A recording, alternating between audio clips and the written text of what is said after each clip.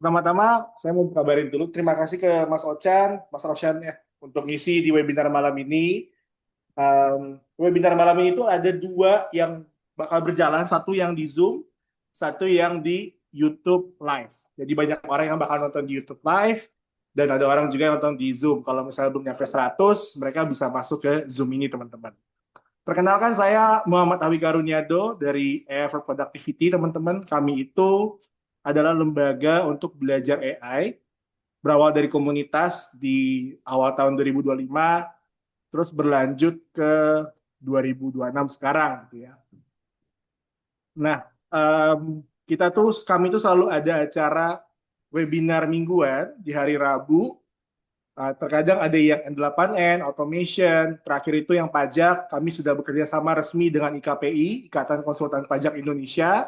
Nah, sekarang kami coba untuk masuk ke ranah hukum, gitu ya, bareng sama Mas Ochan, sama teman-teman ada Pak Kadri juga, sama Pak Viva juga, gitu ya. Nah, supaya tidak berlama-lama, saya berikan panggung ini ke Mas Roshan Al-Jufri. Silakan Mas untuk di share screen, dipaparkan lah ya yang AI for Law ini. Terima kasih Baik, Mas. baik. Terima kasih banyak Mas untuk perkenalannya. Izin sebelum mulai nih, suara saya udah terdengar dengan jelas ya. Masuk, masuk. Ya, jelas. Oke. Izin saya share screen sedikit.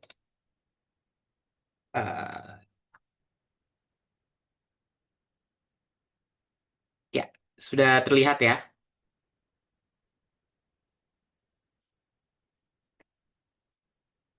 Oke. Jadi saya langsung mulai aja ya Mas. Ini untuk presentasi sudah terlihat dengan jelas. Nggak boleh. Kamu nggak boleh makan mie. Eh, Bilang gitu. izin mungkin untuk yang hadir boleh silakan mute-nya ya biar kita semua bisa fokus sama presentasinya. Ini sekarang harusnya sih udah terlihat ya dengan jelas untuk presentasinya.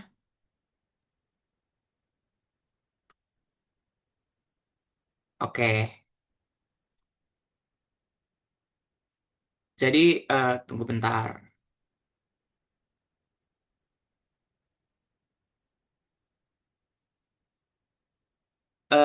Sekarang udah terlihat dengan jelas ya. Udah bisa kita mulai, Mas? Ya, oke. Langsung saja kita mulai ya. Jadi hari ini perkenalkan nama saya Raushan Al-Jufri. Saya seorang praktisi hukum dan advokat di Indonesia. Saya udah menjadi anggota Pradi. Dulu saya sempat lama di GHP Law Firm dan sekarang lagi dalam career transition lah. Tapi langsung saja hari ini saya akan mengisi acara untuk AI for Law, peluang, risiko, dan masa depan praktik hukum bersama. Jadi mungkin ini sambil kita jalan, saya pahamnya itu mungkin nanti setelah ini ada Q&A session ya. Tapi kalau memang ada yang punya pertanyaan sambil seiring presentasi, itu boleh langsung saja raise hand-nya selama presentasi, terus nanti mungkin kita bisa langsung bahas. Jadi kita agak rada fleksibel aja ya. Eh, Mungkin sebelum kita lanjut, saya mau tanya untuk yang hadir ini kebanyakan apakah sudah bekerja atau mungkin masih merupakan mahasiswa? Atau mungkin kalau yang bekerja apakah di law firm atau di in-house atau bahkan di pemerintahan. Mungkin variatif ya. Ya sudah. Coba saya langsung lanjut aja mengenai AI for Law. Jadi apa saja yang kita akan bahas hari ini? Intinya itu hari ini ada 4 hal atau 4 aspek yang akan saya bahas secara garis besar ya. Mengingat jamnya itu mungkin nanti untuk masing-masing ini saya akan untuk masing-masing aspek saya akan kasih overview. Terus nah, mungkin kita bisa memperdalami sambil diskusi untuk mengenai detailnya untuk aspek-aspek. Tapi kurang lebih kita akan bahas pertama pengaruh AI dalam konteks industri hukum. Jadi itu bagaimana pengaruhnya? Memang ini dalam beberapa tahun terakhir kan ini memang eh, AI boom itu sudah sangat terlihat. Kita semua jadi perhatikanlah dalam berbagai aspek. Ini semua bisa segala di automate pakai AI. Ini berlaku di semua industri termasuk juga industri kami kita. yaitu industri hukum. Kedua, saya akan highlight secara garis besar aspek hukum dan kepatuhan dalam penggunaan AI. Jadi apa saja hal-hal yang harus diperhatikan? Karena kami ini kan kita ini bekerja di profesi yang sebenarnya itu regulated ya. Kita itu tunduk, apalagi mungkin untuk yang advokat, kita ini tunduk terhadap suatu kode etik. Kita itu ada peraturan lah, ada cara mainnya lah. There's a rules to this game. Dan itu ada bagaimana AI berdampak terhadap itu. Apa saja ketentuan-ketentuan yang kita harus perhatikan. Itu nanti saya akan cover. Ketiga, mungkin saya akan cover dikit mengenai masa depan praktek hukum. Jadi itu bagaimana pekerjaan hukum sebagai praktisi hukum, baik mau jadi in-house atau di law firm, itu atau bahkan di pemerintahan, itu berubah dengan adanya AI. Dan mungkin saya akan cover sedikit mengenai penggunaan AI dalam lapangan lah, tips and tricks cara penggunaan AI yang efektif dalam industri hukum. Saya rasa kebanyakan yang di sini udah ada pengalaman ya untuk dalam penggunaan AI. Udah kadang-kadang kan mungkin pakai ChatGPT atau apa buat cek sesuatu. Tapi apa saja tips and tricks biar itu dapat digunakan secara efektif dalam konteks sebagai praktisi hukum. Nah, jadi kita mulai dengan general background aja. Bagaimana AI berdampak terhadap pekerjaan hukum? Memang mulai beberapa tahun lalu itu sejak ada ChatGPT itu sekarang memang ada AI boom. Sekarang perusahaan yang menyediakan teknologinya ada banyak. Yang sudah terkenal tentu ada ChatGPT, Gemini oleh Google, ada Grok. Terus ada juga perusahaan-perusahaan yang sudah membuat AI yang lebih khusus juga untuk masing-masing sektor industri. Kalau dalam konteks hukum di Indonesia yang saya sadar itu kayak hukum online, itu mereka sudah punya platformnya sendiri untuk AI, generative AI chatbot. Terus ada juga beberapa yang lain yang juga sudah mulai. Nah, tapi pastinya keadaan saat ini AI itu bukan lagi teknologi masa depan. Ini bukan suatu hal yang ditunggu, kita menunggu dampaknya bagaimana. Memang dampaknya sudah ada sekarang dan sudah real dan sudah digunakan setiap hari. Sudah digunakan secara nyata-nyata dan diam-diam dan sudah mengubah cara seorang praktisi hukum bekerja. Sekarang itu mungkin even compared to 5 years ago atau 4 years ago udah berubah sekali. Kita sekarang sudah banyak yang mulai menggunakan AI. Nah, ini saya ada sempat ngambil cuplikan lah dari berita. Eh, Bagaimana ini sudah mulai berdampak. Ini saya ketemu dari artikel di New York Times bahkan dari tahun 2011 sebagai contoh. Itu beberapa law firm di Amerika mereka itu menggunakan software secara khusus untuk menganalisa dalam konteks e-discovery. E-discovery itu kalau dalam konteks hukum Amerika itu mereka itu intinya itu mereview dokumen dari pihak lawan dalam konteks litigasi. Dan itu kadang-kadang kalau di sana itu bisa sampai jutaan dokumen. Nah, itu mereka itu udah ada menggunakan software untuk menganalisa dokumen secara detail. 1,5 juta dokumen langsung secara sekaligus. Dan ini sempat masuk berita di sana. Ini sempat saya dulu baca ini sebelum AI boom, terus ini sempat saya catat lah. Jadi ini maksudnya saya itu bahkan ini bukan berapa tahun sebelumnya. Dari 2011 memang sudah mulai kelihatan. Sebagai contoh, ini saya ada cuplikannya. Ini saya kutip sedikit dari American Bar Association. Bagaimana potensi AI untuk meningkatkan produktivitas? Ini saya ambil datanya dari Amerika, mungkin di Indonesia agak berbeda ya, tapi biasanya kan ini datanya jelas. Tapi waktu di sana mereka melakukan survei, mereka menemukan bahwa 82% dari firma yang menggunakan AI menyatakan bahwa produktivitasnya naik. Dan bahkan 65% bilang itu bisa menghemat waktu lebih dari 5 jam setiap minggu. Mereka bilang itu keuntungannya apa? Pertama itu bisa lebih efisien, jadi drafting atau revisi bisa lebih cepat. Itu bisa membuat gaya penulisan lebih konsisten. Jadi mungkin diksi, formatting, gaya penulisan bisa dibuat lebih konsisten antara dokumen. Dia itu terkadang, walaupun ini ada ini ya terms and condition ya, terkadang itu bisa lebih akurat. Dalam konteks kalau melakukan tugas yang bersifatnya repetitif, itu tidak sesering manusia membuat kesalahan. Dan itu juga bisa mendukung pelatihan untuk pengacara yang baru. Karena mereka bisa jadi belajar dari template-template dan bahasa yang dihasilkan AI. Ini saya kutip dari American Bar Association. Jadi maksudnya apa? Jadi ini jelas ini memang AI ini bisa sangat membantu dalam konteks pekerjaan hukum. Cuman ada resikonya juga. Apa tuh resikonya? Ini saya agak kutip. Ini mungkin ada yang pernah baca ya. Ini cerita yang lucu, tapi ini cerita yang beneran ini. Terjadi di Amerika. Jadi ada seseorang pengacara, dia lagi membuat filing lah, suatu surat ke pengadilan, suatu macam, kalau di Indonesia mungkin analoginya adalah suatu ini ya, surat gugatan atau surat ini jawaban atau something like that. Nah, dia itu mengutip jurisprudensi yang ternyata palsu. Ternyata itu pengacaranya pakai ChatGPT, terus itu ChatGPT-nya halusinasi, itu membuat referensi jurisprudensi yang sebenarnya itu tidak ada. Nah, itu dia kasih ke pengadilan.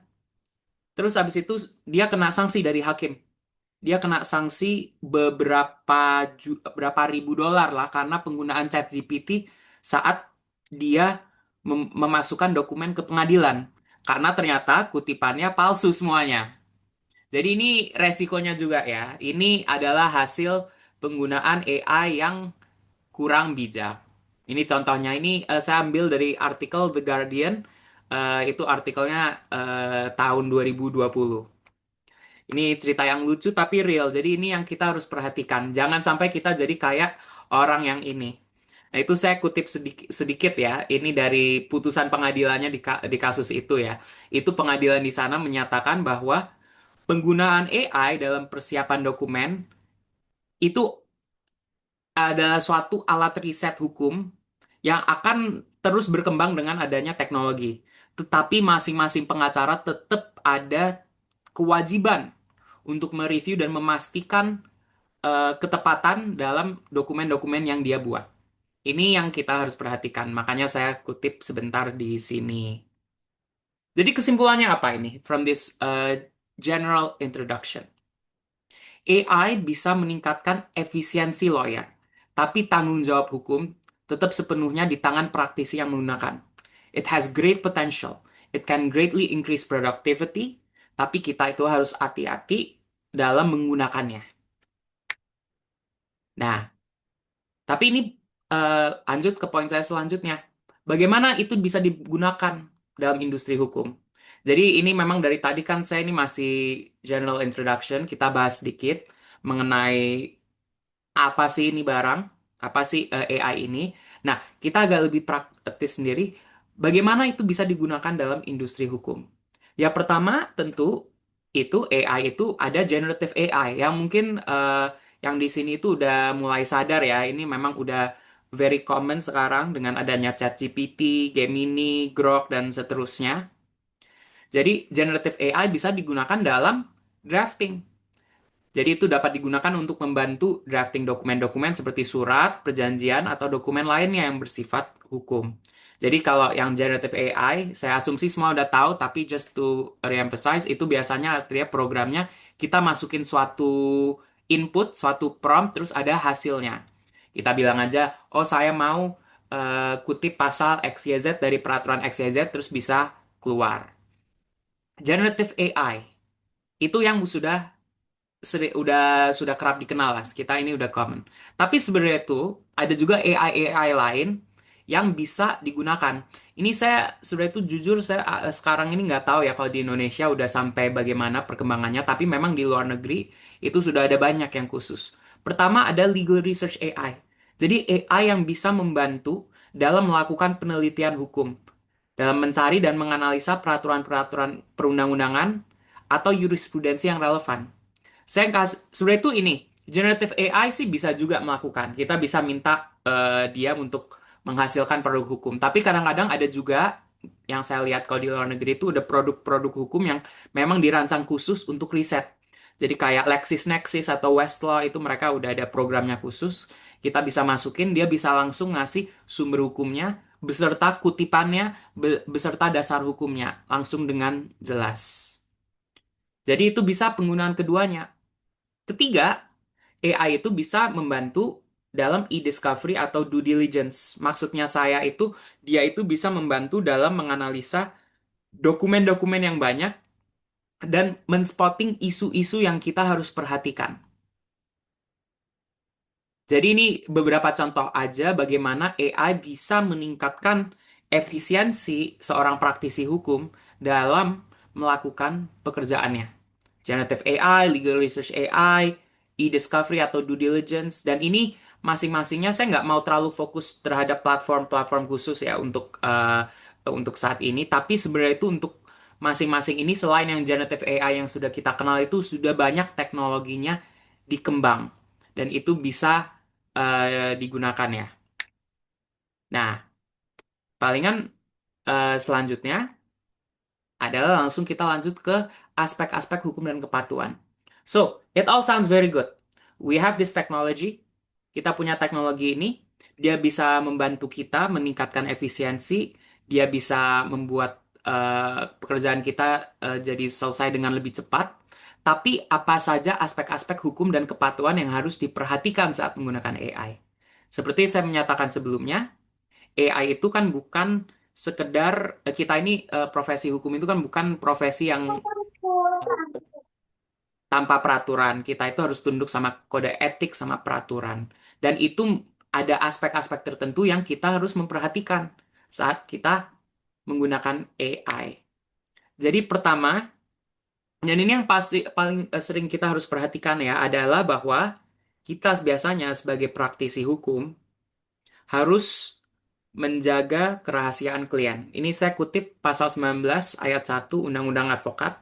Advokat wajib merahasiakan segala sesuatu yang diketahui atau diperoleh dari kliennya karena hubungan profesinya.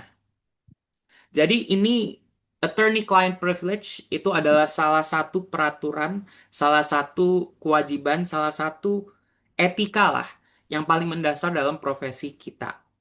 Dan ini berdampak sama AI.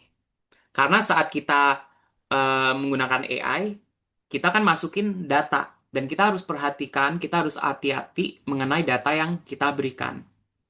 Kedua, adalah kewajiban menyimpan data pribadi.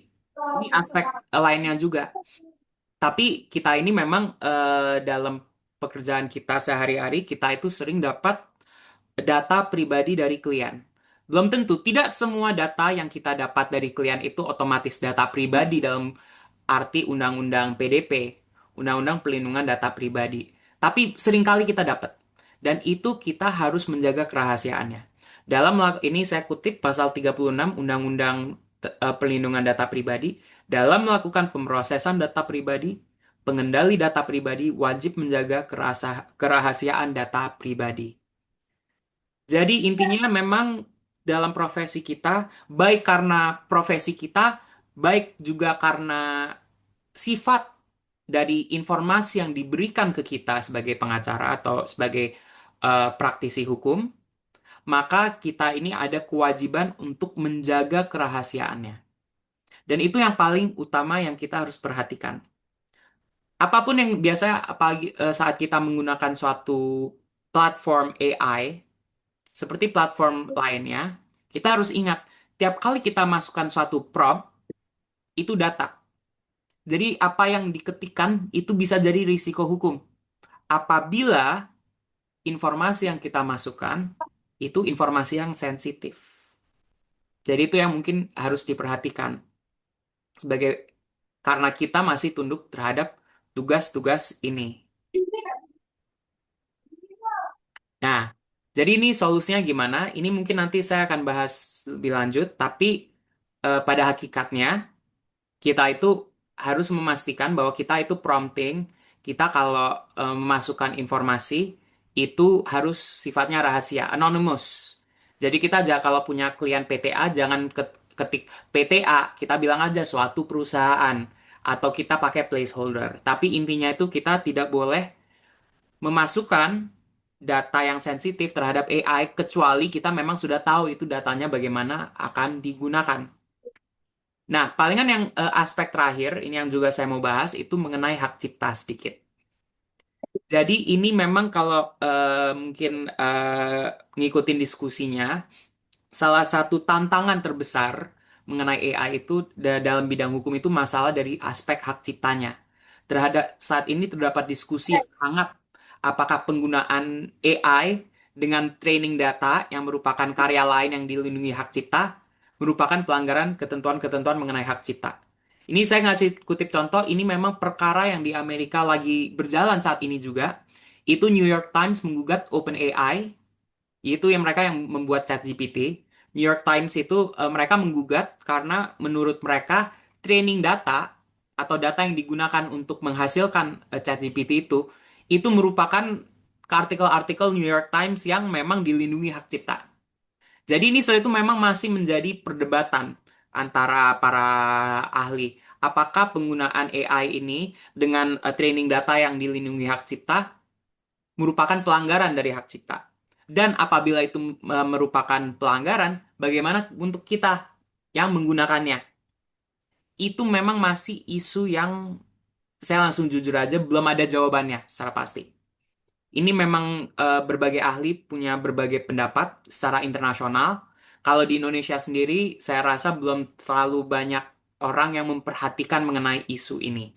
Jadi untuk sementara saya hanya menyatakan bahwa status eh, hak cipta dari output dari AI itu masih merupakan suatu isu yang terbuka. Ini mungkin bakal ada perkembangan dalam tahun-tahun ke depannya.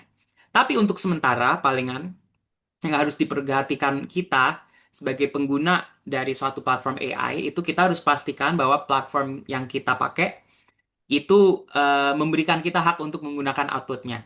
Ini saya kutip sedikit dari Terms of Service-nya ChatGPT, yaitu memang secara eksplisit menyatakan bahwa outputnya itu punyanya pengguna, bukan punyanya OpenAI sebagai pemilik ChatGPT. Jadi ini juga suatu aspek yang memang harus diperhatikan juga, terutama dalam perkembangannya. Soalnya ini memang masih untested and still unknown bagaimana dampaknya. Nah, tapi secara garis besar yang perlu diingat, terlepas dari aspek-aspek itu, adalah bahwa praktisi hukum tetap memikul seluruh tanggung jawab atas output yang dikeluarkan oleh suatu AI. Jadi kita harus memastikan bahwa pertama, harus tetap ada human in the loop. Harus ada review dari penanggung jawab. Jadi AI itu nggak bisa kita sekedar kayak biarin aja hasilnya apa, terus kita menerima hasilnya telan mentah. Kita harus review dan menggunakan best judgment kita untuk memastikan apakah ini benar atau tidak hasilnya. Kedua, AI itu hanya bisa sebagai alat bantu, bukan sebagai pengambil keputusan. Jadi kita tidak bisa membuat keputusan mengenai suatu tindakan atau suatu hal untuk klien kami dengan bergantung sama AI. Kita harus review dan kita yang bertanggung jawab. Kita harus mereview dan merecek hasil output AI. So itu kuncinya ini aja sih. Nah, jadi ini udah kelihatan AI-nya apa hal-hal yang harus diperhatikan dari secara aspeknya, dari aspek kepatuhannya, dari aspek hukumnya, dan juga hal-hal yang best practices what we need to do. Nah, sekarang saya akan membahas sedikit mengenai masa depannya bagaimana. Jadi kayak dengan adanya AI, bagaimana sebenarnya itu tugas sebagai praktisi hukum itu berubah. Nah, ini menurut saya, saya membagi tugasnya praktisi hukum menjadi tiga. Ini bukan pembagian lain, ini pembagian saya sendiri ya. Ini menurut saya sendiri. Tapi saat kita melihat tugas seorang praktisi hukum, kurang lebih bisa dibagi menjadi tiga dalam konteks. Pertama itu document review. Kita itu harus mereview dokumen untuk mengidentifikasi isu, untuk memahami suatu isu, untuk memastikan mengidentifikasi apakah sesuatu hal itu sudah patuh dengan hukum, atau untuk mengidentifikasi apakah ada suatu pelanggaran atau ketidakpatuhan. Konteksnya contohnya sebagaimana saat kita melakukan due diligence. Mungkin buat yang tahu kan salah satu tugas pengacara dalam konteks non-litigation adalah due diligence, kita memeriksa dokumen-dokumen yang dimiliki oleh suatu perusahaan untuk memastikan bahwa itu sudah patuh dengan hukum atau tidak, dan untuk memetakan risiko-risiko hukum yang terdapat. Itu salah satu tugas terutama dari seorang lawyer. Tapi konteksnya soal itu lebih luas dari due diligence. Kita kan juga harus eh, kalau dalam konteks kita berperkara, kalau dalam pengadilan, kita harus mengecek dokumen-dokumen bukti, buktinya apa saja yang kita miliki, dokumen apa yang pihak lawan memiliki. Tapi itu semuanya menurut saya masuk dalam umbrella document review. Kedua, itu legal drafting. Kita membuat dokumen-dokumen hukum seperti perjanjian, surat-surat, permohonan, akta-akta, gugatan. Jadi itu semua dokumen yang bersifat hukum kita mempersiapkannya, atau kadang-kadang kita juga membuat dokumen untuk saran kepada klien.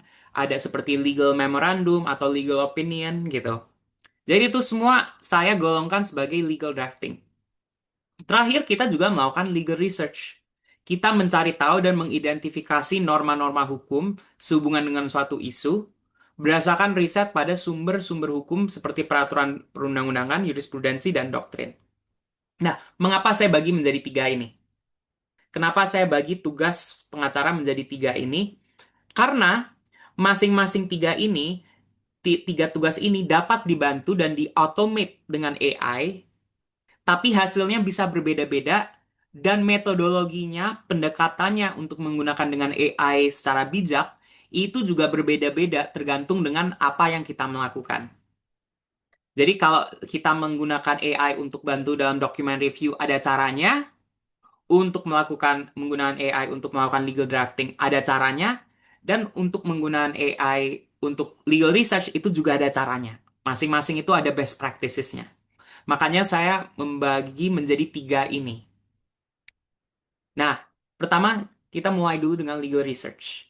Apakah AI bisa digunakan untuk legal research? Yes, but no, menurut saya. Itu menurut saya pribadi. Jadi, kemampuan AI untuk melakukan legal research dalam arti kita lagi mengecek peraturannya seperti apa, kita mengecek ketentuannya seperti apa, kita mengecek apakah benar atau tidak sih peraturannya seperti X atau Y atau Z. Nah, untuk menggunakan AI, itu sangat tergantung dengan platform yang kita menggunakan. Jadi, apakah platform yang kita gunakan itu sudah didesain khusus dengan training data, yaitu sumber-sumber hukum di Indonesia. Dan ini sebenarnya itu menjadi masalah kalau dalam penggunaan beberapa platform AI yang asing seperti ChatGPT atau Gemini. Karena dia itu training datanya itu walaupun informasi di seluruh internet dia pakai, tapi dia tidak di training khusus dengan training data sumber hukum Indonesia. Jadi kadang-kadang jawabannya itu kalau kita menggunakan platform AI ini tuh kurang tepat lah. Jadi itu yang harus diperhatikan terlebih kalau kita menggunakan AI untuk legal research. Apakah platformnya sudah didesain untuk riset hukum di Indonesia? Yang seperti itu apa? Salah satu contoh platform yang bisa digunakan untuk yang udah didesain khusus dengan sumber hukum Indonesia yang ada di hukum online. Saya lupa namanya itu, tapi yang di hukum online itu sepengetahuan saya memang sudah didesain dengan sumber hukum Indonesia. Ada juga beberapa startup lain di Indonesia yang memang sudah membuat AI khusus dengan sumber hukum Indonesia dalam training datanya. Dan itu biasanya lebih akurat dalam penggunaan untuk legal research. Kedua, kalau kita menggunakan AI untuk legal research, itu sebenarnya itu resiko halusinasinya itu sangat tinggi. Jadi itu karena itu saat kita meminta dia suatu AI untuk memberikan sumber hukum atau dasar hukum, ya sumber hukum atau dasar hukum itu dia itu memang kadang-kadang itu kemungkinan halusinasinya itu cukup tinggi. Dan saya sendiri mengalami dulu waktu awal-awal ada ChatGPT baru mulai muncul tuh 2022, saya sempat mengecek. Memang kadang-kadang dia itu bisa dapat hasilnya, tapi kadang-kadang dia halusinasi. Dia ngutip sumber hukum yang sebenarnya itu nggak ada. Jadi itu yang memang resiko terutama dalam menggunakan AI untuk legal research. Dia itu memang bisa halusinasi. Jadi hasilnya itu memang harus selalu di cross check dengan hasil-hasil lainnya. Dengan realnya, kita harus mengecek benar tidak ada pasalnya, ada peraturannya, statusnya masih berlaku, dan seterusnya. Itu karena kadang-kadang AI belum tepat. Oh, mungkin itu tadi ada satu poin juga. Saat kita dia kutip, saat kita pakai untuk legal research, kita harus pastikan bahwa sumber hukum yang dia kutip itu memang masih berlaku. Soalnya kadang-kadang AI itu juga bisa kutip sumber hukum yang dulu berlaku tapi sekarang sudah dicabut. Itu juga suatu poin penting tuh. Kalau menggunakan untuk legal research, kita harus verify, pastikan bahwa benar ada pasalnya, bukan halusinasi, dan pasalnya sendiri atau ketentuan sumber hukum yang dia kutip memang masih berlaku. Jadi itu yang harus diperhatikan saat menggunakan AI untuk legal research, untuk mencari norma hukum. Nah, kedua, untuk dokumen review bagaimana? Bilang aja kita ada dokumen, kita minta itu di-review untuk summarize, dan untuk ini, dia itu untuk men-summarize dan untuk uh, men-spotting lah, spotting isu-isu yang kita harus perhatikan sebagai praktisi itu apa. Pertama, yang menjadi risiko adalah biasanya dokumen itu sifatnya rahasia. Apapun itu sifatnya, kalau kita menerima dokumen dari klien atau mungkin dari target company dalam konteks due diligence, itu pada umumnya dokumen kan bersifat rahasia. Jadi itu bisa menimbulkan resiko apabila langsung diunggah kepada suatu platform AI. Kita itu harus pastikan lah bahwa itu memang tidak terjadi. Jadi, kecuali itu memang kita tahu kita menggunakan platform AI yang menyimpan semua datanya secara lokal dalam satu jaringan dalam komputer kita doang atau dalam jaringan kantor doang dan tidak diupload ke terhadap suatu pihak ketiga, maka lebih baik sebenarnya itu eh, tidak sebenarnya itu kita tidak boleh mengupload dokumen itu terhadap kepada suatu platform AI. Kedua, kemampuan isu spotting itu kadang-kadang tergantung dengan platform. Saat kita spotting isu berdasarkan suatu dokumen, kita ini kan biasanya itu berdasarkan pengalaman kita. Kita itu perlu konteks lah.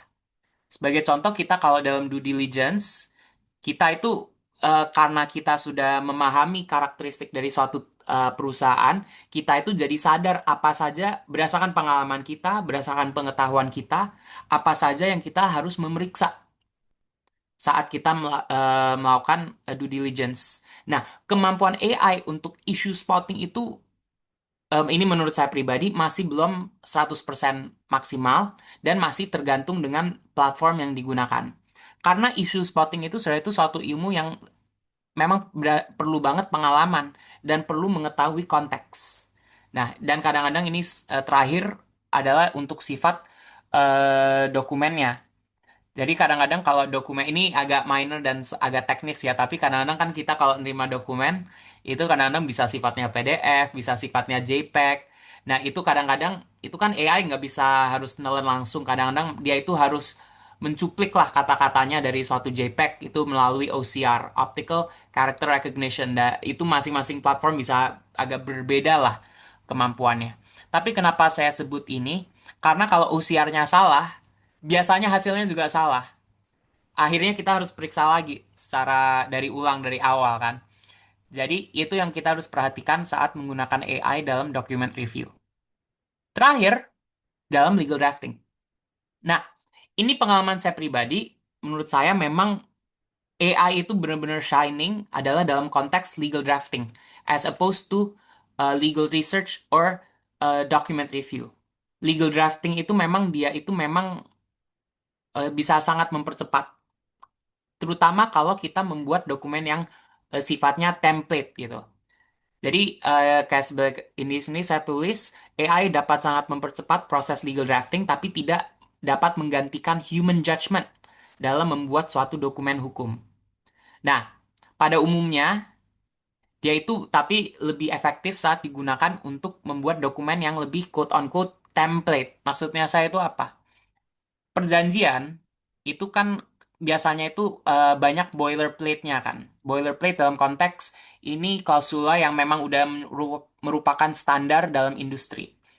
Biasanya untuk mengulang hal-hal tersebut itu memang AI itu very smart. Tapi kalau dalam konteks kita perlu membuat dokumen dengan kreativitas yang lebih. Sebagai contoh, kalau kita ada pasal yang memang sifatnya custom dalam suatu perjanjian, yang memang sudah didesain khusus untuk kepentingan klien kita, atau kalau kita membuat dokumen seperti surat gugatan. Kita membuat dalil-dalil dalam suatu surat gugatan, kita menjelaskan fakta, kita menjelaskan dasar hukum, cara penataannya itu memang pekerjaan yang menurut saya itu cukup kreatif lah. Dan itu memang AI itu belum bisa 100% digunakan lah dalam konteks pembuatan dokumen yang memang sifatnya lebih kreatif. Tapi dalam konteks membuat membuat hal-hal yang template, sebagai contoh kayak perjanjian jual beli atau MOU yang sederhana, itu dia bisa membuat dengan cukup cepat. Nah, tetapi kita harus memastikan bahwa memang hasilnya itu sesuai dengan standar dan gaya penulisan hukum yang pada umumnya.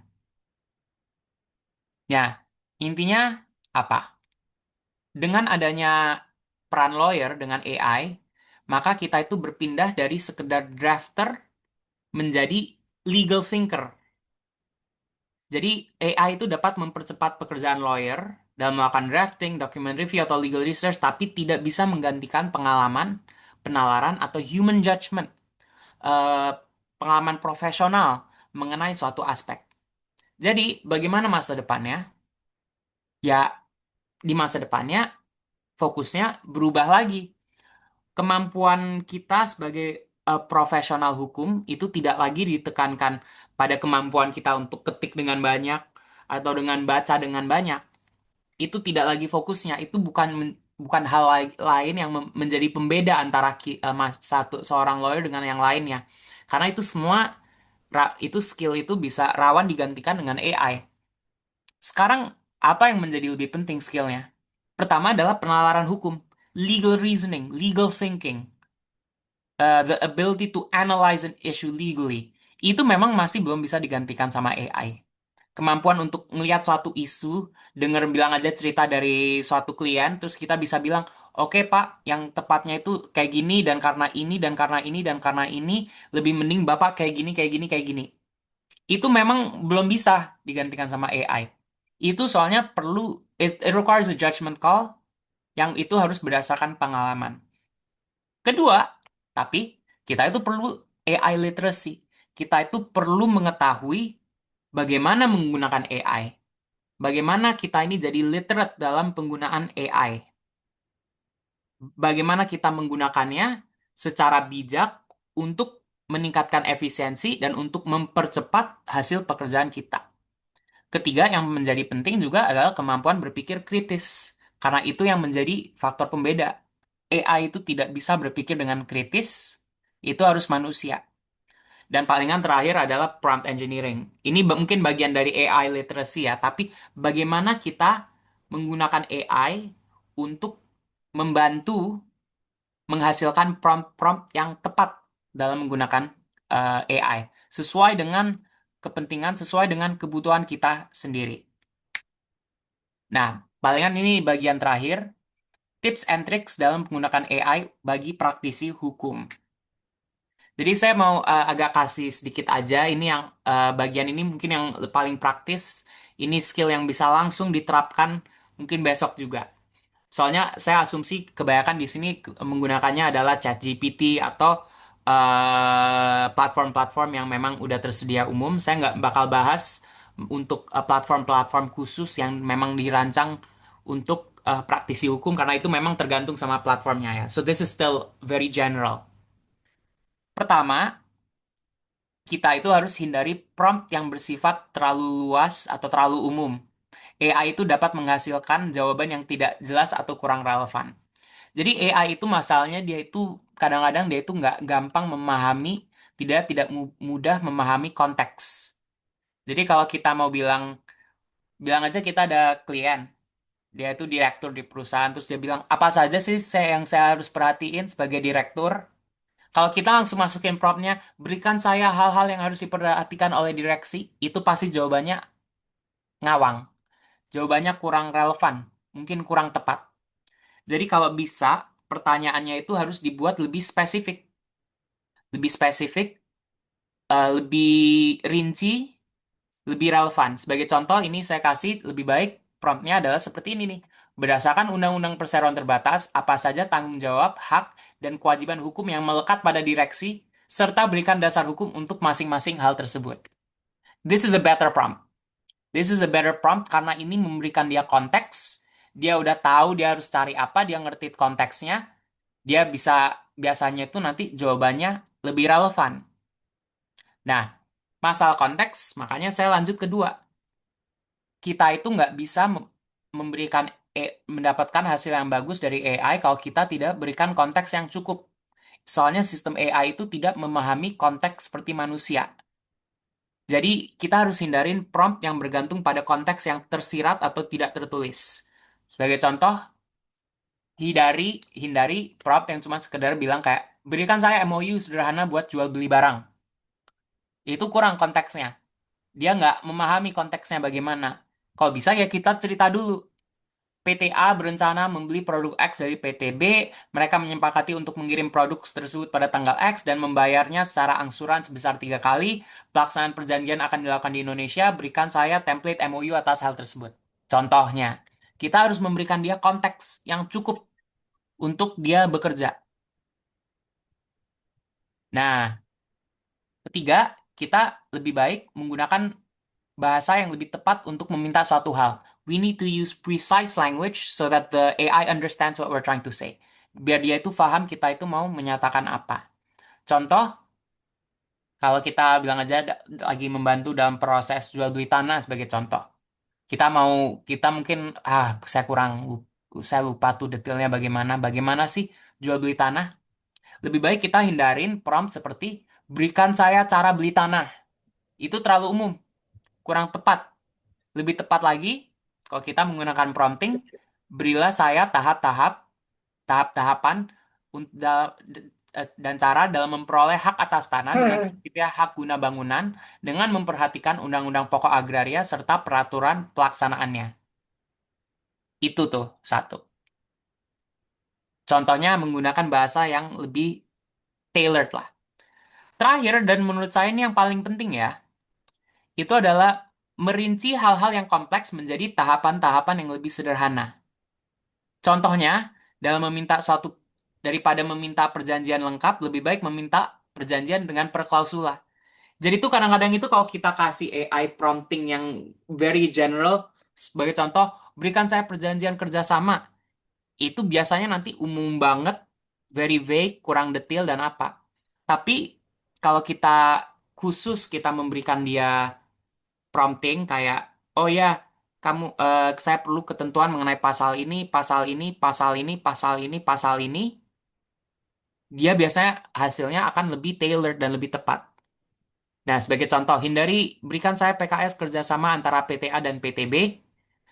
Daripada itu, lebih mending kita bilang, PTA berencana melakukan kerjasama dengan PTB dalam hal apapun lah itu. Sehubungan dengan itu, berikan saya perjanjian kerjasama dengan klausula-klausula sebagai berikut. Terus kita kasih summary, kita mau ada perjanjiannya seperti ini, perjanjiannya seperti ini, kita kasih dia pointersnya lah. Dan kita melihat hasilnya seperti apa. Itu biasanya lebih baik. Saya sendiri biasanya kalau membuat perjanjian, saya sudah itu jarang langsung minta perjanjiannya secara langsung. Saya akan prompting per pasal. Saya udah ada bayangan, oh saya mau pasalnya seperti ini. Saya jelasin ke AI-nya, oh saya mau pasalnya seperti ini, seperti ini, seperti ini, seperti ini. Ini penting ada ininya. Terus baru saya ngambil hasilnya. Tapi kita jangan langsung minta perjanjiannya secara besar atau secara garis besar. Kita mintanya hal-hal yang detail lah. Itu biasanya hasilnya lebih tepat, lebih bagus, dan kerjanya bisa lebih efisien. Nah, use cases yang aman. Jadi pertama, yang harus diingat adalah eh, kapan itu biasa bisa digunakan. Itu bisa digunakan untuk first draft, untuk ringkasan dokumen panjang, untuk checklist compliance, untuk brainstorming, untuk comparative legal analysis. Jadi maksudnya high level, jadi kita kayak secara garis besar seperti apa, atau untuk first draft, tapi dia itu tidak bisa langsung menghasilkan suatu deliverable yang sudah siap dikasih ke klien atau atasan. Kita itu harus tetap proses lagi sendiri.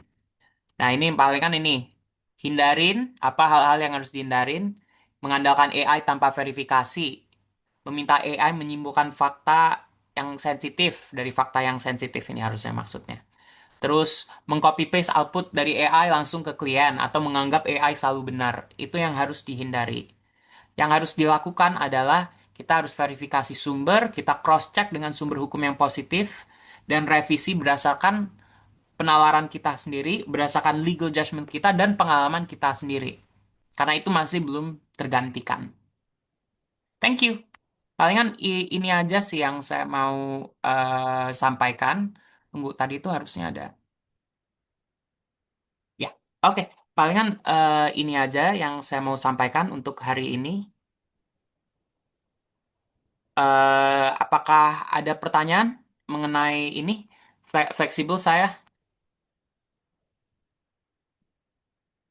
Mungkin kalau ada pertanyaan bisa langsung ini ya, bisa langsung raise hand ya.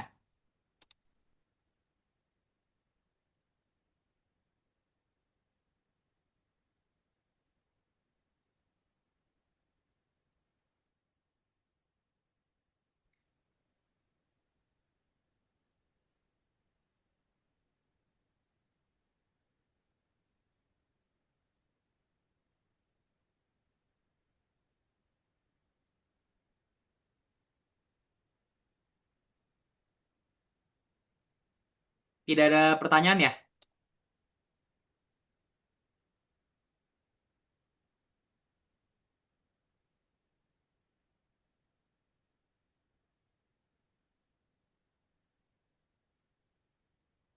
Oke, ini ada satu pertanyaan. Kalau di Indonesia sendiri, bagaimana ya Mas untuk PDP terkait AI, seperti user upload gambar, dokumen dan lain-lain? Oke, oh ada juga dari Mas Kadri ya. Mungkin dari Mas Kadri duluan, dari Bang Kadri duluan, silakan. Kalau ada pertanyaan. Ya, saya cuman ini aja sih. Eh, Tadi kan ada contohnya tentang MOU, Memorandum Ya. of Understanding. Hmm, Berarti kan ini kan masalahnya adalah kalau teman-teman yang ingin membuat MOU tapi belum berpengalaman sama sekali, ya. ya, Mhm. maka bisa saja karena dia belum paham apa itu MOU, Mhm. dia bisa menjadi seolah-olah cuman instruksinya itu tadi bahwa tolong bikin MOU sederhana untuk jual beli apa gitu ya, sehingga Ya. general gitu ya. Mhm. Akan lebih enak kalau memang dia sudah berpengalaman, ya, artinya dia sedang, ya taruh dia udah pengalaman, udah mulai bekerja setahun 6 bulan di bidang hukum atau di bidang administrasi ya, perusahaan. Jadi dia udah paham, bisa membedakan antara MOU dan, karena MOU itu masih kesepakatan ya, kesepakatan awal kan ya. Jadi kalau kesepakatan awal kan berarti belum terjadi transaksi. Baru ngikat aja nih, ini orang, kita mau beli tanahnya, kita bikin MOU dah. Ya, Ya. bahwa dalam waktu 6 bulan ini saya tanah MOU bahwa akan membeli tanah tersebut setelah dilakukan pemeriksaan atau uji tuntas ya. Mungkin tanah, mungkin juga perusahaan atau apapun juga gitu ya. Jadi kalau udah bekerja lebih enak sih memang. Nah, sekarang bagaimana caranya kalau dia belum berpengalaman Ya. ya.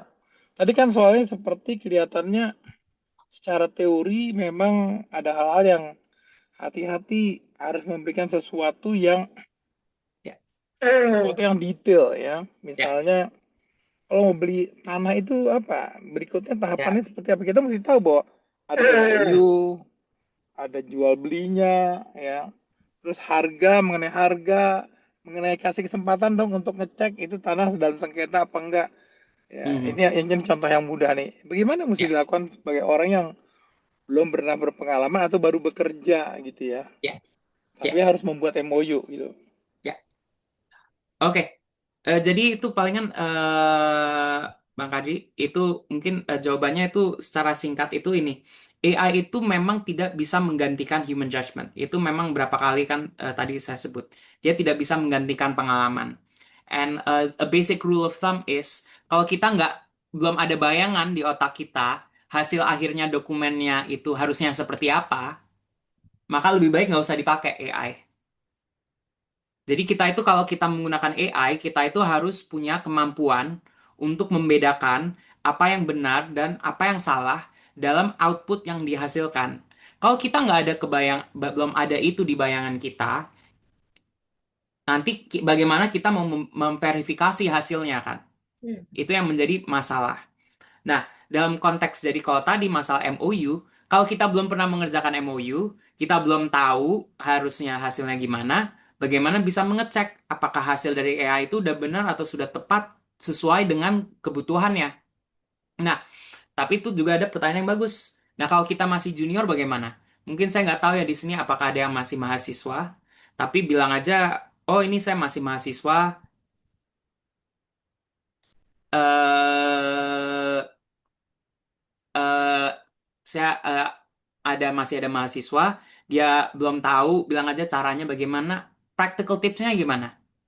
Ya, kita lebih mending masih pakai template. Dalam konteks gini, biasanya kalau junior-junior yang di kantor hukum udah tahu lah. Kita itu kan kalau dalam mengerjakan suatu hal, kita itu selalu ada template yang biasa itu di-keep sama senior-senior, itu yang bisa jadi rujukan. Jadi kita boleh pakai AI, tapi kita jangan lupa untuk tetap merefer ke template-template yang udah punya senior. Kita kita udah cek yang udah template yang kita udah tahu udah bagus, yang udah tepat, itu menjadi rujukan. Kita pelajarin dulu, memahami dulu dari template-nya itu bagaimana, apa poin-poin pentingnya dalam satu MOU sebelum kita verifikasi. Sebagai contoh, kalau tadi itu kita Ya, ngomong ya. MOU, bilang aja ini adalah MOU untuk bilang aja mau kerjasama. Ini ada dua perusahaan, dia mau kerjasama, dia mau bikin MOU. Oh, apa saja yang harus penting dalam MOU? Biasanya MOU itu tidak mengikat, ya kan? Terus MOU itu MOU itu tidak mengikat atau mungkin cuma punya definitif, tapi dia itu biasanya masih kadang-kadang punya ketentuan yang mengikat sebagai contoh mengenai kerahasiaan, eksklusivitas, non-competition atau apalah seperti itu. Ya kita harus paham barang-barang itu dulu sebelum kita menggunakan Ya, AI. betul. Ya, Ya, saya gitu. cuma ngebayangin nih karena saya memang juga Bapak masih baru lah itu belum paham juga AI. Saya ngebayangin saya nanya aja. Ya, Saya seorang mahasiswa ingin menanyakan kepada saudara seorang konsultan hukum ya misalnya hmm, kalau saya nomor satu saya ingin menanyakan apakah itu MOU ya kan ya. hmm, Apa yang harus diatur dalam MOU ya kan ya. ya, Sehingga kan keluar dulu. Jadi saya kan punya knowledge. Oh, ya, MOU itu mengatur hal A, B, C, D. Baru ya, nanti dari situ saya bisa kembangkan. Saya bisa ya, main ternyata MOU itu satu mengatur misalnya para pihak. Terus kemudian mau di MOU-in tuh objeknya apa ya. Misalnya ya, tadi kan jual beli tanah. Kemudian sebutkan ya prosedur proses tanah tuh kan harus mengecek supaya tanah itu tidak dalam sengketa. Nah, nanti kan dia keluar tuh berapa. Tolong sebutkan misalnya standar MOU yang poin-poin yang paling tidak harus ada di MOU. Dari situ kita bisa ya, berimajinasi. Baru nanti kemudian pertanyaan berikutnya kita mulai ngeri. Sorry, kita udah mulai ngerti sehingga bisa menspesifik kita mau lakukan penekanan di cara bayar.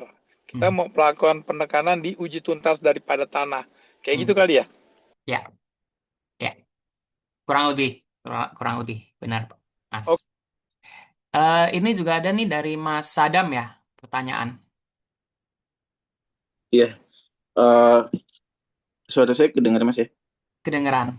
Salam kenal Mas sebelumnya. Nah, mungkin pertanyaan saya lebih ke kalau misalnya di dunia riset gitu ya, kalau Ya, kita menggunakan prompt itu kan ada disclaimer dan bahkan di ya, beberapa universitas gitu kan, misalnya di Australia itu dia harus mencantumkan prompt itu sebagai daftar pustaka gitu ya atau kutipan ya, antara prompt dan hasil dengan percakapan dengan promptnya. Nah, kalau di dokumen-dokumen seperti kontrak dan ya. dokumen legal lainnya, apakah perlu ada disclaimer serupa gitu? Karena kalau misalnya kita yang buat itu oke gitu ya. Tapi kalau misalnya kita misalnya mengetahui lawan kita membuat itu dengan prompt AI itu kan juga bisa jadi celah gitu ya ketika kita membuat analisa tandingannya gitu. Ya. Itu aja sih Mas. Ya, oke. Jadi menurut saya itu AI ini kan hanya ada tool. itu hanya suatu alat lah yang emang harus digunakan secara bijak. Tapi apakah perlu didisclose secara spesifik? eh itu itu memang ada ini. Memang saya tuh sebelum buat presentasi ini sempat mengecek lah kalau di luar negeri bagaimana prakteknya. Tapi memang ada beberapa bar association yang menyatakan bahwa lebih baik kalau kita menggunakan AI kita disclose itu terhadap klien. Jadi klien harus sadar lah. Itu saya nggak berani untuk menyatakan bahwa di Indonesia itu harus sama. Itu belum ada prakteknya, belum ada practical guidance-nya. Itu tapi memang di beberapa tempat di luar negeri udah ada yang seperti itu.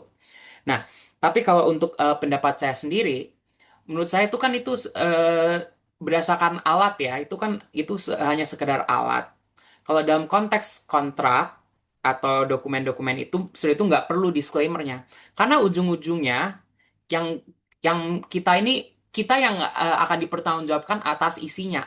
Apapun itu isinya, hasilnya apa, kita harus mereview dan kita yang bertanggung jawab atas hasilnya. Jadi jadi sebenarnya itu dalam konteks itu menurut saya sih enggak sih. Kalau dalam konteks kayak perjanjian atau apa itu memang menurut saya sih tidak secara eksplisit perlu disclaimer. Palingan yang saya tahu kalau guidance memang di luar negeri beberapa tempat menyatakan lebih baik kita menginformasikan klien kalau kita akan menggunakan AI, tapi kita juga memastikan bahwa kita ini akan bertanggung jawab lah atas itu. Tapi itu belum ada guidance-nya di Indonesia ya. Ini cuman yang baru di beberapa tempat doang di luar negeri. Gitu sih Mas palingan. Oke oke Mas, terima kasih Mas. Ya. Sama sebenarnya saya ada satu pertanyaan di chat itu ya, gimana caranya kalau kita menggunakan AI yang biasa, maksudnya yang umum gitu ya, kayak Ya. ChatGPT atau Ya. sejenis gitu ya, gimana cara membangun habit dari Ya. AI yang kita gunakan itu agar mengerti bahasa-bahasa hukum selain daripada kita menggunakan itu lebih sering gitu ya Mas. Ya, oke. Oke, ini mungkin saya kalau untuk yang di chat saya baca satu persatu ya. Kalau di Indonesia sendiri bagaimana ya Mas untuk PDP? Saya asumsi perlindungan data pribadi terkait AI seperti user upload gambar, dokumen dan lain-lain. Jadi ini pertanyaan ini dalam konteks apa ya? Dalam konteks kita sebagai profesi hukum, kita itu memang harus menjaga kerahasiaan dari klien. Artinya informasi-informasi sensitif itu kalau kita tidak tahu itu datanya bakal digunakan seperti apa, lebih baik itu tidak diupload. Jadi maksud saya gini, seperti ChatGPT atau Gemini, itu kan publik, itu kan public platform di mana tiap kali kita upload suatu informasi, itu datanya akan digunakan sebagai training data juga. Kita udah nggak tahu entah kemana itu datanya bakal dipakai untuk apa, gitu. Jadi kalau dalam konteksnya itu, maka sebagai profesi hukum yang memiliki kewajiban untuk menjaga kerahasiaan informasi klien, lebih mending kita tidak upload. Kalau perlu bagaimana? Kalau perlu ya kita anonymize. Jadi bilang aja, oke, saya mau bikin perjanjian antara teman saya namanya Budi dengan teman saya namanya siapa ya? Ucok lah, bilang aja orang Batak mungkin. Antara Budi dengan Ucok gitu ya. Sebagai contoh, ya. Nanti saya saat prompting saya jangan sebut, oh ini ada teman saya Budi mau bikin perjanjian dengan teman saya Ucok gitu kan. Ya kita mensamarkan aja, oh ini ada pembeli, ada penjual gitu. Nah ini mungkin contohnya gampang ya, tapi kadang-kadang kita ini kan selalu ada temptasi buat kita oh ini nanti informasi dari klien itu semuanya di copy paste masukin AI ngeliat tuh hasilnya bagaimana. Tapi kita harus perhatikan apakah ada informasi sensitif atau tidak. Jadi itu kalau dari sisi ini, dari sisi memang kita sebagai praktisi hukum yang memang harus menjaga kerahasiaan dari klien. Nah, untuk dari sisi PDP-nya sendiri, itu saya mau tadi tuh memang saya sebut PDP tapi itu secara saya kena sedikit lah mengenai isu itu tapi harus diingat PDP itu kan suatu peraturan dengan rezim berbeda ya. Jadi kalau user upload gambar atau dokumen, kalau itu memang informasi kita sendiri ya itu memang hak dia, memang dia punya hak. Nanti kalau dia upload, maka saya upload data saya sendiri. Sebagai contoh, saya sebagai orang pribadi, saya upload foto ke Instagram, Ya itu memang informasi saya secara voluntarily upload ke Instagram, Instagram yang bertanggung jawab untuk menjaga kerahasiaan saya. Ya kalau gitu kan sepertinya. Nah tapi kita sebagai praktisi hukum, kalau kita dapat data ini dari pihak ketiga, yang memang ada data pribadinya dalam undang-undang, dalam arti undang-undang PDP, maka kita harus jaga data tersebut selayaknya sebagai pemroses data pribadi dalam konteks undang-undang PDP. Oh, misalkan kita sebagai pembuat aplikasi yang menggunakan AI, yang menggunakan AI. Oke, oke, sorry, sorry. Izin dari Mas atau Mbak Niko ya. Jadi maksudnya ini aplikasi yang menggunakan AI yang seperti game ini maksudnya jadi aplikasi yang ada AI inputnya juga ya, sebagai API or something like that. Oh, oke, oke. Kalau seperti itu saya nggak bisa kok terlalu komen secara abstrak ya. Saya soalnya nggak, saya harus tahu dulu itu nanti masing API-nya itu nanti apakah ada terms and condition-nya dari game ininya seperti apa, dan nanti informasi apa saja yang harus diupload, yang bisa diupload oleh pengguna. Itu saya nggak bisa kasih secara ini secara sekarang saya nggak bisa langsung kasih analisa yang definitif, tapi mungkin kalau kalau emang ini jadi pertanyaan mungkin bisa kontak sama panitia, mungkin bisa bagikan nomor saya, mungkin bisa langsung WA aja ya, Mas atau Mbak. Oke, selanjutnya. Oke, apakah ada tips membangun kecerdasan dan habit AI yang kita gunakan melalui prompt? Jadi palingan itu tadi mungkin dari Mas Adam juga tadi nanya bagaimana kita itu membangun nalar kita. There's no easy way. Saya langsung menyatakan aja AI itu kan hanya alat. Tapi cara untuk belajar tetap jatuhnya itu kita itu nggak bisa menggunakan AI sebagai shortcut untuk belajar kalau kita nggak ngecek apa yang dia menghasilkan. Jadi bagaimana habit AI-nya? Ini saya konteks dalam konteks legal research ya. Kalau kita dapat ada sumber dia mengkutip, lebih mending kita cek lagi kutipannya. Kalau bilang aja saya sebagai contoh, saya nyari AI, apa tanggung jawab direksi? Terus mungkin AI-nya pinter, dia bilang, oh iya, menurut pasal XYZ di Undang-Undang Perseroan Terbatas, ini tanggung jawabnya. Ya kita jangan terima telan. Kita cek lagi, oh apa tuh Undang-Undang Perseroan Terbatas. Kita mengecek lagi, oh apa isinya Undang-Undang Perseroan Terbatas. Mungkin mau lebih pintar lagi, kita cek jurisprudensi, kita cek doktrin, kita cek buku, apa yang orang komentar mengenai Undang-Undang Perseroan Terbatas. Jadi cara untuk ujung-ujungnya seperti itu aja. AI is a tool, but we cannot use it as a crutch, basically. Dia itu alat, tapi jangan kita gunakan eh, untuk sebagai shortcut, sebagai hanya jalan pintas, gitu. Jadi ya palingan caranya seperti itu sih menurut saya. Oke, dari Mbak Yunia atau malam Mas, saya Yunia mau ditanya apakah data yang dapat diakses publik masuk kategori data sensitif? Misalnya keputusan pengadilan yang kita bisa cari di Google, di dalamnya ada data pribadi pihak-pihak yang terlibat. Oke, good question. Jadi untuk apa itu definisi data pribadi itu memang ada definisinya secara khusus menurut Undang-Undang Perlindungan Data Pribadi. Tapi pada hakikatnya itu informasi yang bisa mengidentifikasi seseorang. Nah, dalam konteks datanya sudah publik, apakah itu masih sensitif? Itu tergantung ya. Tapi pada umumnya, sepengetahuan saya, fakta bahwa data itu udah publik bukan berarti itu menghilangkan karakter data pribadi, tapi itu mungkin orang bisa berbeda pendapat mengenai itu. Palingan untuk sementara itu, tapi untuk definisi data pribadi itu harus merujuk ke peraturan itu. Nah, Mas, malah Mas dengan adanya AI ini bisa meringankan hukuman hukuman bagi yang melakukan tindak pidana K. Eh Tidak sih, Mas ya. Maksudnya itu ini konteks dalam konteks pidana mungkin saya jelasin dikit. Saya backgroundnya bukan pengacara litigasi. Saya kebanyakan kerjanya corporate ya.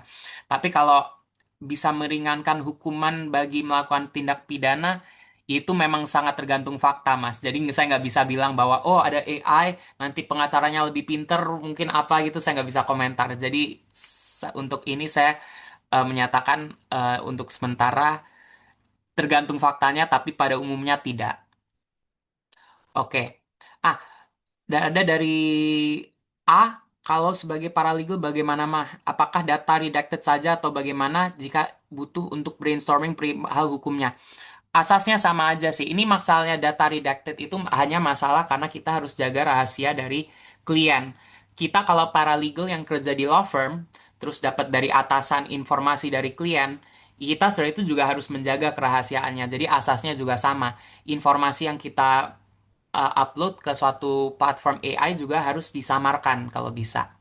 Kecuali ya, palingan ini saya sedikit mau bahas sedikit tuh mengenai platform khusus ya.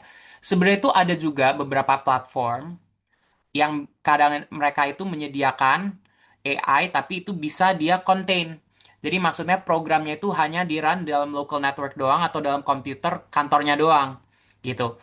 Nah, untuk itu mungkin bisa kita simpen data sensitif di situ, tapi kita itu nggak bisa membuat keputusan itu tuh sendiri. Kita harus ada konsultan IT-nya yang bisa jelasin ke kita bahwa datanya itu kemana aja. Jadi kalau kita bisa pastikan ada platform yang datanya nggak kemana-mana, mungkin itu masih bisa lah kita upload informasi sensitif ke sana. Tapi pada umumnya, kalau kita menggunakan ngomong AI yang memang sifatnya umum, itu memang tidak bisa. Ya, palingan pertanyaan itu saja ya. Saya lihat ini jamnya sudah 8.30. Jadi mungkin eh, kita untuk hari ini sampai sini aja. Nanti kayaknya Mas Awi udah jelasin nanti ini bisa di-refer lagi. Recordingnya akan ada di YouTube. Terima kasih semuanya untuk perhatiannya. Mungkin kalau ada pertanyaan lebih lanjut atau apa, bisa ke WA, ke panitia. Mungkin nanti kontak saya bisa di-share juga nggak masalah. Kalau ada yang pertanyaan lebih lanjut. Palingan itu cukup dari saya. Terima kasih semuanya. Terima Terima kasih, kasih, Mas. Mas. Terima Ya, kasih. Ya, nanti rekamannya ada di YouTube ya, teman-teman ya. Sampai jumpa di webinar berikutnya.